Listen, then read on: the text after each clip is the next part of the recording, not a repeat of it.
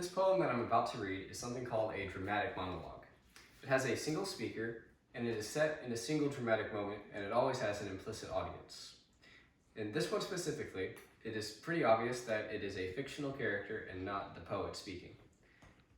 Now, this poet was well known for this form of poetry, and the speaker in this poem is a fictional version of a real historical Italian duke. This monologue, he is showing a group of men a portrait of his now dead wife. Now, My Last Duchess, published in 1842 by Robert Brown. That's my last Duchess, painted on the wall, looking as if she were alive. I call that piece a wonder now. Frau Pandolf's hand worked busily a day, and there she stands. Will she please sit and look at her?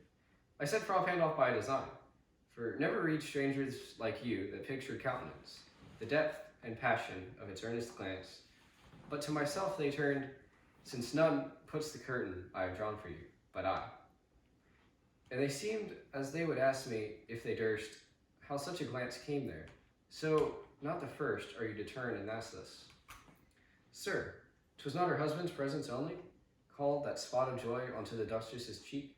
Perhaps Frau Pandolf chanced to say, her mantle laps over my lady's wrist too much, or paint must never hope to reproduce the faint half-flush that dies along her throat. Such stuff was courtesy, she thought, and cause enough for calling up that spot of joy. She had a heart, shall I say, too soon to be made glad, and too easily impressed. She liked whatever she looked on, and her looks went everywhere. Sir, 'twas all one, my favor at her breast, the dropping of the daylight in the west. The bough of cherries some officious fool broke in the orchard for her. The white mule she rode with round the terrace, all in each would draw from her alike the approving speech, or blush at least. She thanked men, good, but thanked somehow, and I know not how, as if she ranked my gift of 900 years old name with anybody's gift. Who'd stoop to blame this sort of trifling? Even had you skill in speech, which I have not, to make your will quite clear to such a one, and say just this or that, and you disgust me. Here you miss, or here you exceed the mark, and she let herself be lessoned so, nor plainly set her wits to yours, forsooth, and made excuse. And then there would be some stooping, and I choose never to stoop. Oh, sir, she smiled whenever I passed her, but who passed without much the same smile?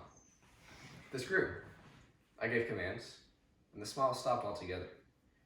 She stands as if alive. Wouldn't you please rise? We'll meet the company below then, I repeat. The Count, your master's known munificence, is ample warrant that no just pretense of mine, for dowry will be disallowed, though his fair daughter's self, as I have vowed at starting, is my object. Nay, we'll go together down, sir. Notice Neptune, though, taming a seahorse, thought a rarity, which claws of Innsbruck cast in bronze for me.